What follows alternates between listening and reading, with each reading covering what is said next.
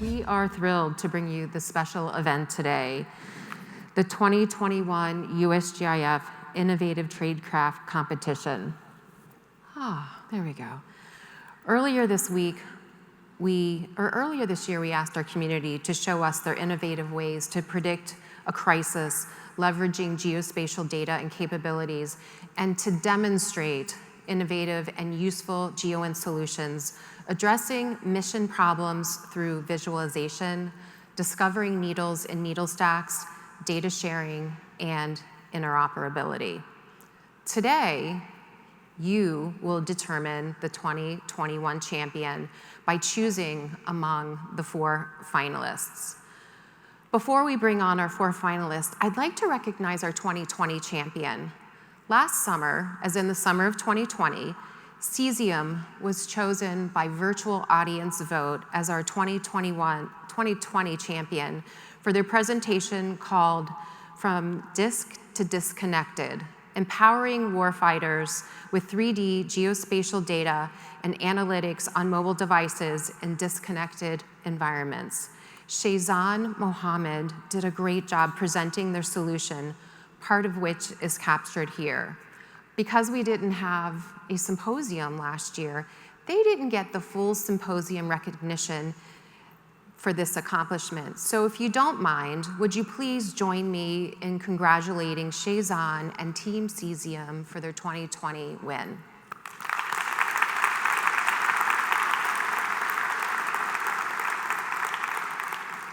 Now, back to this year's competition. Today's finalists were selected by an all-star group of judges, including former PD DNI, Sue Gordon, CEO of the Open Geospatial Consortium, Nadine Alamé, and former CIA Deputy Director of Science and Technology, Dawn Myricks. Can you imagine how daunting that would be to stand with 6 feet and give your pitch? And these 4 finalists that you're getting ready to meet, they not only did it, they crushed it. And I am so excited for you to get to meet them. So here's the voting criteria. These are the same criteria today that we used to down select to the 4, but the difference is that today you are selecting the champion. Don't worry, you don't have to memorize them, but do keep it in mind as you're hearing from them. And then at the end, we will bring them all back and we will open voting. Voting will be open during this morning, and before we take our lunch break, we will crown the 2021 champion. So let's go ahead and let's get this party started. It is my privilege to introduce the first competitor, and by the way, they were selected in random order, Miss Kate Zimmerman from Amazon Web Services, who's going to show us how they used machine learning to identify nefarious maritime vessels. Kate, please join me on the stage. Let's give her a round of applause.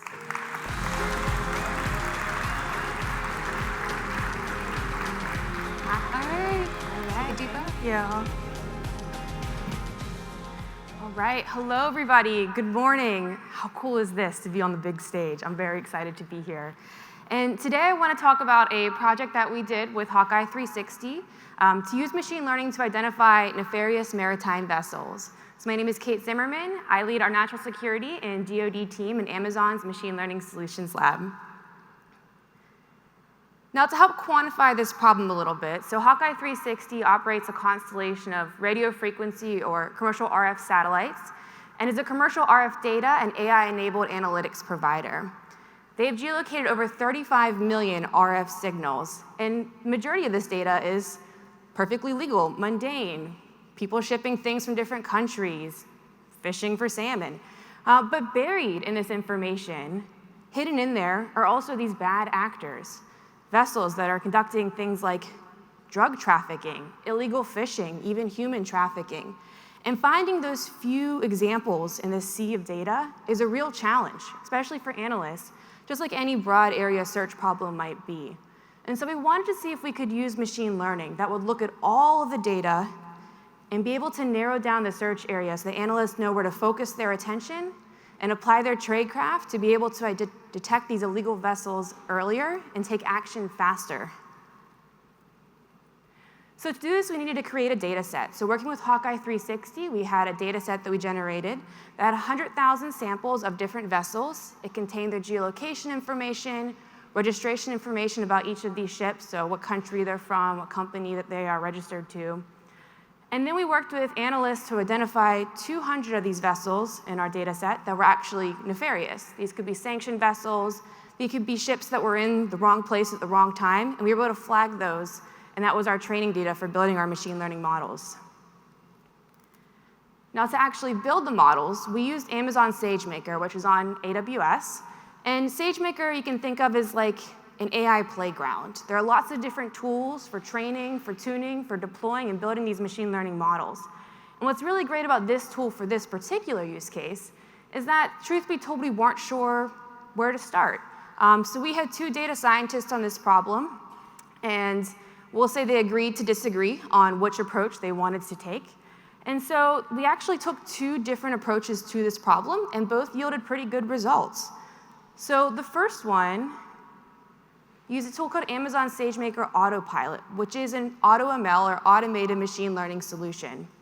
This data scientist uploaded all of that information, so the geolocation data, the vessel information, and it ran a SageMaker Autopilot job, which trained a bunch of different machine learning models, different feature combinations, different hyperparameters, all that good stuff. But it outputted a model at the end and 2 reports that he could look at. He could see how his data performed, if there were any issues with the data, and how the models performed. And from there, he was able to iterate and tune. And we were able to achieve a recall score of about 68% quite quickly. So this result definitely was very promising. But data scientist number 2 argued that the relationships between the different vessels is extremely important.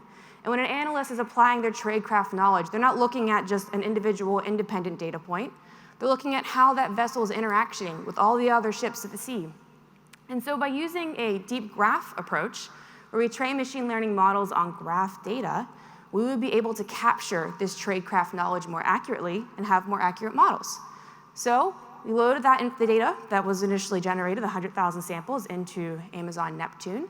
We were able to use SageMaker and Deep Graph Library to train a machine learning model that looked at all those relationships. And again, we got pretty good results. So I would say in general, we've learned that this is a problem that can be assisted through machine learning.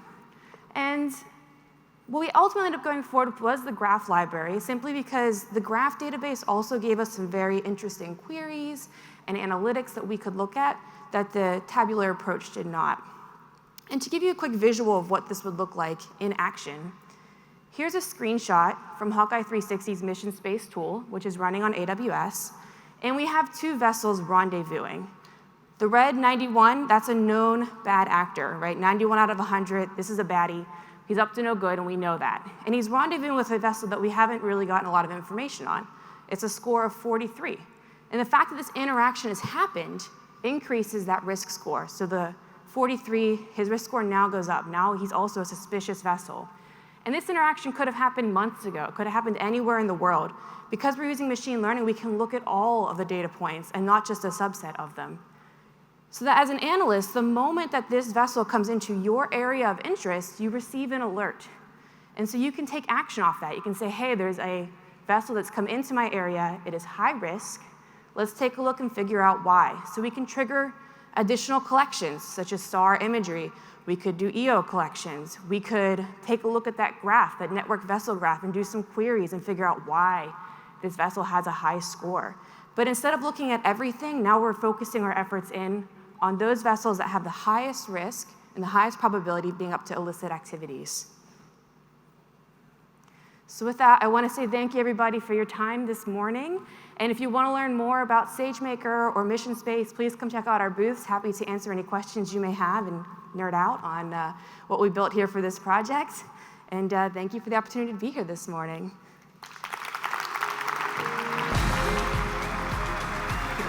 Nicely done. All right, no pressure to start, and I think she just knocked that out of the park. So well done, Kate. It is now my pleasure and my privilege to introduce Adam Kaplan from EduBees, who will show us how they leverage geo-registration in the fight against wildfires. Adam, welcome to the stage.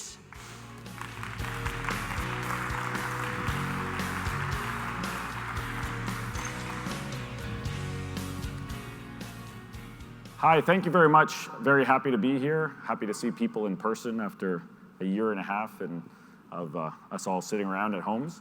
Robert Cardillo talked a little bit this morning about adaption. And so I'm CEO and co-founder of a startup. It's my third startup that I've founded. And startups are all about adapting and changing and listening to customers and so on.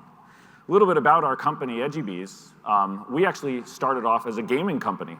So what is a gaming company doing presenting at USGIF in the geospatial world?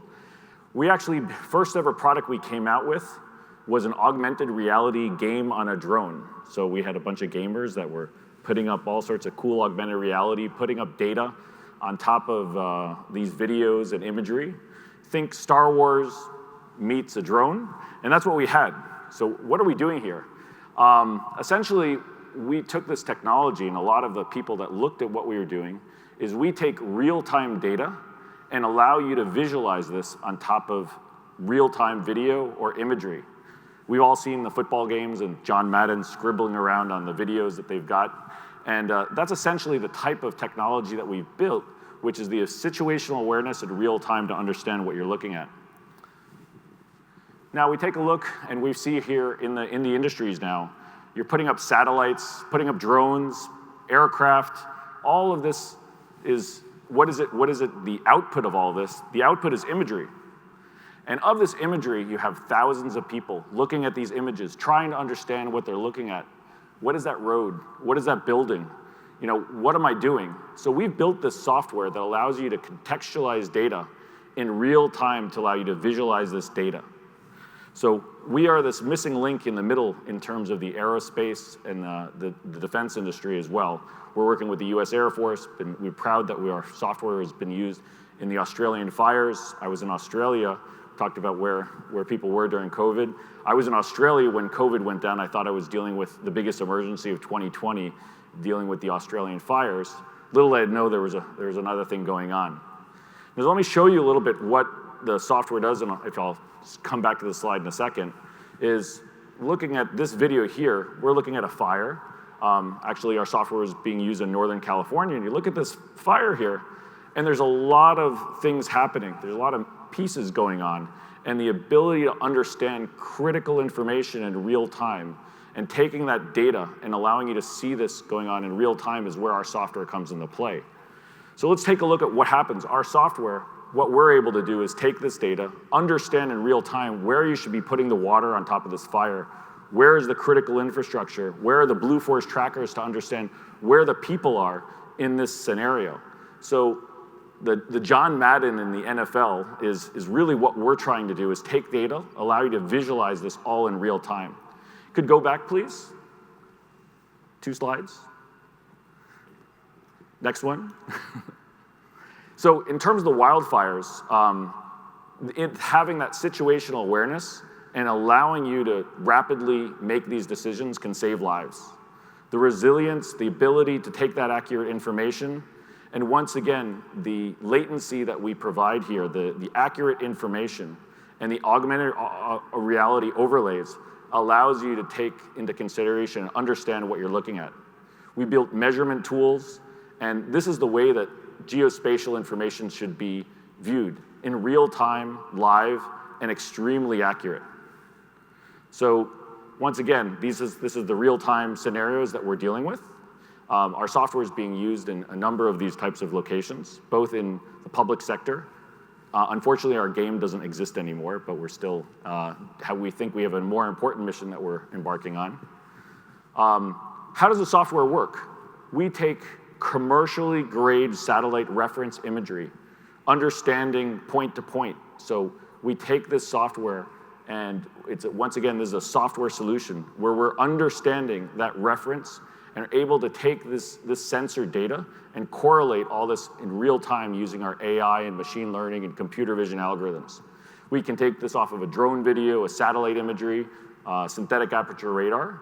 Our software is in use in numerous places, both in the commercial as well as in the public sector. And we can tell you a little bit about that if someone wants to dive down a little bit more on the technology side of things. So in short, our approach is a software solution.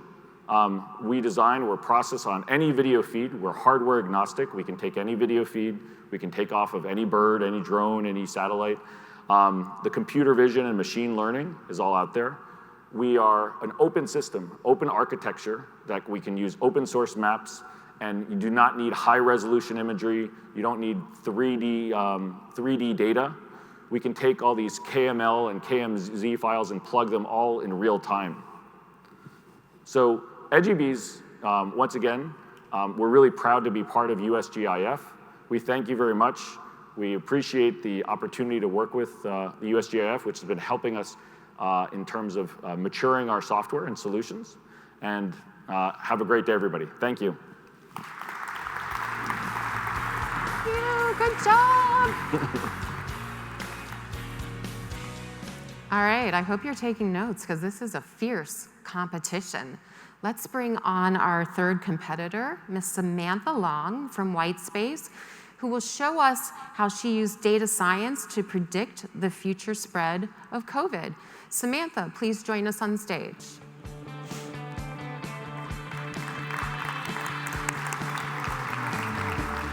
Yeah. You're gonna crush it. Hello, good morning, everybody. My name is Sam, like Rhonda said, and I am an intern turned spatial data analyst at Whitespace. And today we're going to be talking about our crisis prediction capability. So let's get started. As COVID began spreading through the United States, we saw a lot of analytic products popping up, some of them helpful, some of them a little bit less so. And as analysts ourselves, we knew we wanted to create a product the right way. We wanted to create something that would help people to understand what was going on in their communities and inform leadership at the highest levels of government. So we began looking at all of the challenges that COVID-19 was presenting, and we found the biggest problem to be that COVID-19 was very difficult to predict. So decision makers lacked that actionable information that they needed about when and where future outbreaks were going to occur. So let's take a second to look at what actionable information means to us. So actionable information has three components: timeliness, precision and accuracy, and relevance. And you have to have all three to be actionable. We saw a lot of metrics at the beginning of the pandemic were either lagging behind disease transmission or not accurately measuring disease transmission. So for example, hospitalization rates are something that are reported after someone has been testing positive for COVID, and might also occur after someone's had the opportunity to transmit that to somebody else. So what was the solution? We thought we would take our activity-based intelligence skill set and create a metric that would provide an early warning capability for the public health sector. We would predict when and where outbreaks were occurring in the future and give decision makers that opportunity to act preventatively and prevent those outbreaks. How did we do it? It's a very tall order. So we reached out to mobile device data providers to survey and evaluate if we could use their data to detect when two devices and subsequently people were coming into close contact with one another. And if you are familiar with mobile device data, you know that it's far from perfect, but through our partnerships, we were able to select a data set that was among the highest in quality for accuracy, precision, and coverage proportional to population size. So even though we had this really high quality data, we still needed to test and make sure that we could detect that close contact accurately and then measure those close contact events reliably. So we created a statistical algorithm to compute the probability that those two devices were coming within 2 meters or 6 feet of one another. And this algorithm took into account a lot of things, one of those main things being that mobile devices all have different levels of accuracy when reporting location data. So instead of coming up with an absolute value for two devices having contact, we looked at the probability that one device and another device were coming within that 2 meters of one another outside of their assessed primary dwell location. So data privacy is very important to us at Whitespace, and we wanted to make sure that we could provide those insights at a hyperlocal level without violating any individual privacy rights. So we made sure that the data provider we looked at was meeting all the standards for transparent data collection, and then internally, to adhere to those differential privacy standards, we placed internal controls on access to data and made sure that we couldn't identify any individuals using our metrics. And we did this through aggregation. So we took all of the probabilities of contact, even if they were really, really small, we added them together, and then we visualized them day by day, region by region, in a way that was easy for people to use and understand. And this became our Data Pandemos dashboard. So the dashboard has a lot of fun features, but the two key ones that I'll highlight for you today are the primary view and the secondary view. So the primary view shows contact location, and that's areas where devices are having contact every day. The secondary view shows primary dwell location, which is the same data, but visualized in a way so that you see areas where those devices that have had close contact are living and residing, and so that's helpful for understanding where outbreaks might occur in the future. So does our solution work? We found that it did. The state of Connecticut has actually been using our metrics over the past year, and they've used it for their phased reopening plan, shopping mall regulations, university reopenings, letting us give them that actionable information and then watching them use it to prevent outbreaks in their state. But we didn't stop at Connecticut. We wanted to make sure that we could use those metrics and reproduce them in different regions with different population sizes across different types of scenarios. So we looked at things like universities. So this is the University of Maryland College Park campus about a week before the shutdown after the pandemic, so February 2020. And we looked at these very hyper-local regions all the way up to national level events. So the Super Bowl this year had people traveling all across the United States to Tampa, Florida. And we looked to see if we could reproduce the same content metrics for a much wider data set.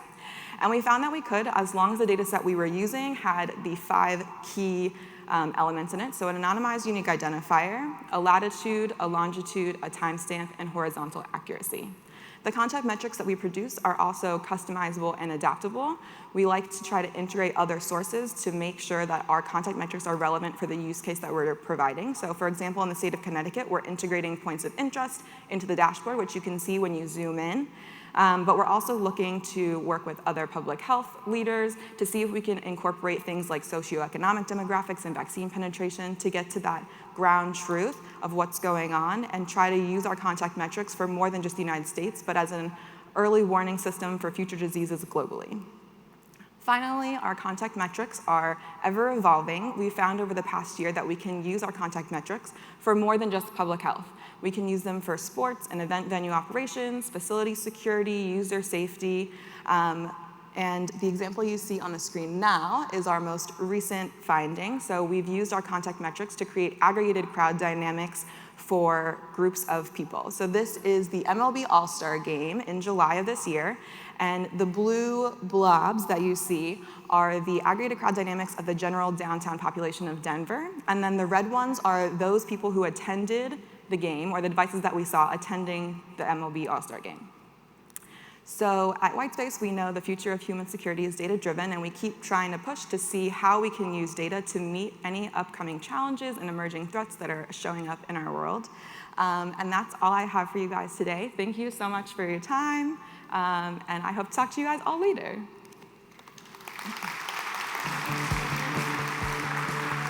Good? Good. All right. The stiff competition continues. So now let's bring our final competitor of the morning of the competition to the stage. Please welcome Nate Johnson from Guidehouse, who's going to show us how their team used machine learning to predict fishery collapse. Nate, please join me on stage. Let's give her a round of applause.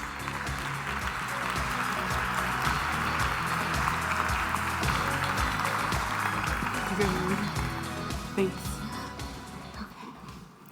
Okay. Good morning. It is so fabulous to see you all. I am excited to be here. My name is Nate Johnson, and I'm representing our team at Guidehouse. Tasked with the challenge of predicting a global crisis leveraging geospatial data, our team decided to take to the high seas and search its horizons.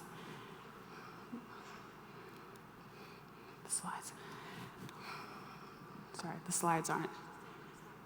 Oh, okay, sorry.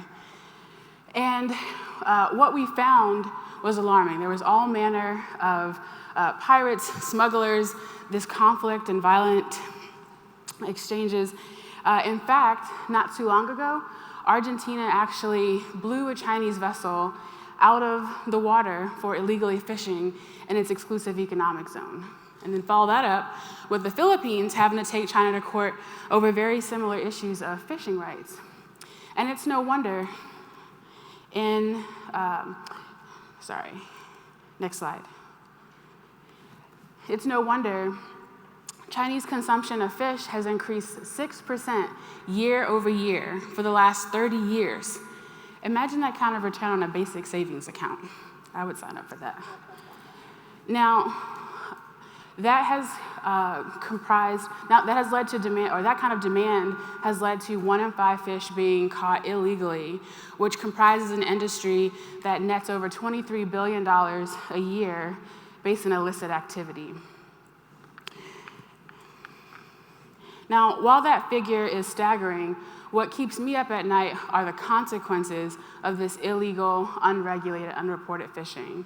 It is a leading maritime security threat that undermines sustainability efforts, expedites the degradation of our ocean ecosystem, threatens the economy of coastal and developing nations, and it's a gateway to darker crimes such as human trafficking, slavery, weapons, and drug smuggling. And what's driving this uptick in high crimes at sea boils down to a supply issue, because fishermen have to make a living even if there are no fish. So our team asked the question, next slide please. Our team asked the question, what's being done, who's doing it, and how can we help? Enter the FAO, or the Food and Agriculture Organization for the UN. They are the only formally mandated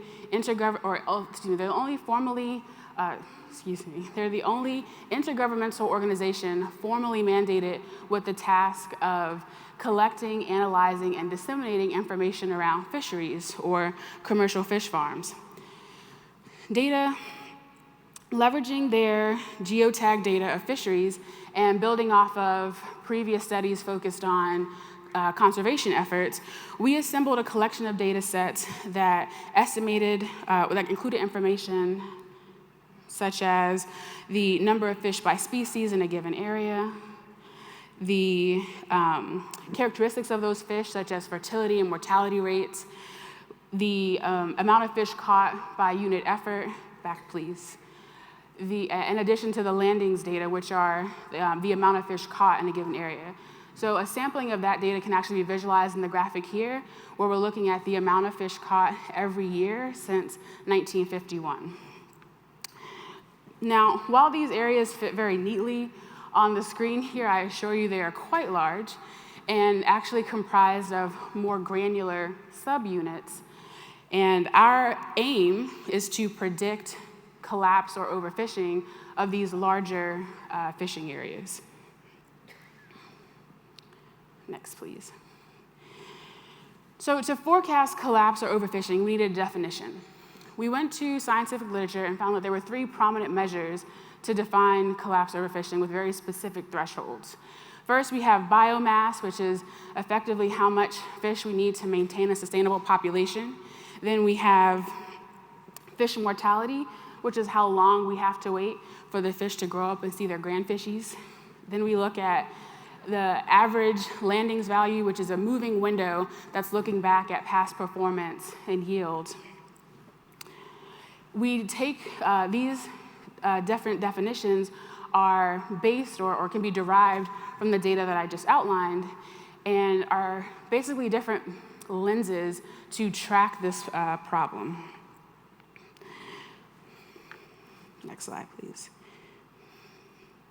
So we fill in the gaps by modeling with the aforementioned data sets, merging them on fish species, time, and location. Now, having these 3 measures or lenses to define overfishing or collapse, we mitigated certain biases by opting to model all of them using 4 classification approaches. Of the 4, random forest and linear stochastic gradient descent were our best performers, boasting a test accuracy of 96 to 99%. The full performance summary can be viewed in a separate dashboard, and our model results can be reproduced using our open source code and data available on our GitHub page. Next. So where does this fit in the bigger picture? Predicting fishery collapse before they happen can open room for interventions that mitigate or prevent it. Additionally, we envision that with these tools and techniques used to understand fishery collapse or the key indicators of collapse, stakeholders such as international law enforcement can further leverage these to more precisely anticipate the where of this illicit activity that is breeding conflict between nation states and providing a platform for these more nefarious activities. Next, please. From this exercise, we recommend bolstering practices around standardized data collection and fishery management, particularly for developing nations where data is scarce, or data are scarce, but has the potential and power to protect their livelihoods. Utilizing this study as a stepping stone, we suggest that authoritative entities such as the UN or Coast Guard could leverage additional GIS data, such as historical fishing vessel movement and climate data, to track, predict, and combat this illegal, unregulated, unreported fishing. Next, please. It has been my distinguished pleasure to share this with you all today. If you have any further questions, feel free to capture the contact information of my team, and we look forward to talking with you. Thank you. Hand this to you now, or just leave it here. All right. Well done, Nate. And at this time, let's bring on all 4 of our competitors. So you, the judges, have your work cut out for you. Kate? They're hiding. They're hiding. All right. So while we wait for the other competitors to come and join us on stage, here's the voting criteria. We showed it to you this morning, and we'd love for you to think closely about what you heard from these 4 rock stars today, and keeping this in mind, here's how you vote. That button is tough, isn't it? Yeah. Yeah. All right. So voting is open now, and the winner will be announced just before the top of the hour. You can either vote via the web. You go to pollev.com at USGIF and enter 1 for AWS. Who's number 1? Right? 2 for EdgyBees. 3 for White Space. 4 for Guidehouse. All right, let's give them all a big round of applause. Drum roll, please. We do have the results. I will tell you that it was so close. The winner was won by 5 votes. And the winner is Samantha Long from White Space.